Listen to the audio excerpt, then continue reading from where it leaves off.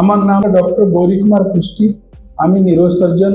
আমি মোটামুটি গত 43 বছর ধরে এই নিউরোসার্জিক্যাল প্র্যাকটিস করছি এবং আমি খুব ঘনিষ্ঠভাবে স্ট্রোক ম্যানেজমেন্ট নিয়ে আমাদের হসপিটালে ডক্টর দীপ দাস সঙ্গে জড়িত আছি।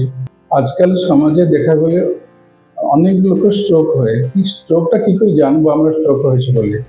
সময় সময় দেখা যায় যে মানুষকে বলে যে আমার মুখটা স্যার একটু ধীরে ধীরে বেঁকে গেছে, কালকে বেঁকে গিয়েছিল, আজকে ঠিক হয়ে গেছে। কেউ কেউ বলে যে আমার কথাটা বন্ধ হয়ে গেছিল স্যার, ধীরে ধীরে জুড়ে গেল, হাতটা দুর্বল হয়ে গেল, তারপরে আমি 2 দিন আগে এটা হয়েছিল, ধীরে ধীরে ইমপ্রুভ করেছি।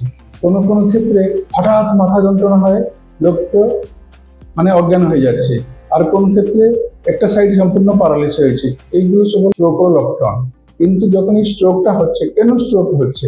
মাথার মধ্যে এটা রক্ত হামরেজ ছেড়ানো হতে পারে, অথবা কোথায় রক্তনালী বন্ধ হয়ে যাচ্ছে। মাথাটার যে ব্রেন আছে আমাদের, সেটা আমার শরীরটাকে সম্পূর্ণ কন্ট্রোল করে।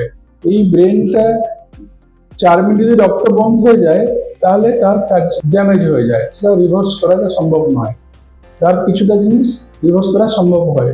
সেই জন্য যখন এই যে স্ট্রোকের লক্ষণ আমরা যখন বুঝতে পারবো যত তাড়াতাড়ি সম্ভব, 2 দিন পরে 3 দিন পর নাই, যদি 4 ঘন্টার মধ্যে আমরা ডাক্তার কাছে পৌঁছতে পারি ভালো সেন্টারে, তার উপচার হচ্ছে এবং সেখানে ভালো করবার সুযোগটা, চান্সটা খুব অধিক।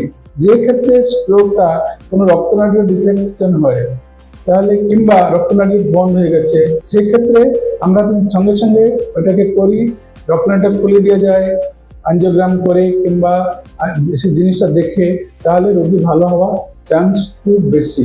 যদি রোগীটা দেরিতে আসে, তখন ইরিভার্সিবল ড্যামেজ হয়ে গেলে তখন আর সেটা ঠিক হওয়া সম্ভব নয়, কিন্তু অবশ্য কিছুটা ইমপ্রুভমেন্ট হয়। স্ট্রোক থেকে ডাক্তারের কাছে গেলে, অপারেশন করে দিলে সেইটা ট্রিটমেন্ট নয়। এই সমস্যাটা হওয়ার পরে রোগীকে কোনোবার রিহ্যাবিলিটেশনে যেতে হবে, রেগুলার ওষুধ খেতে হবে এবং ফলো আপে থাকতে হবে। ধন্যবাদ।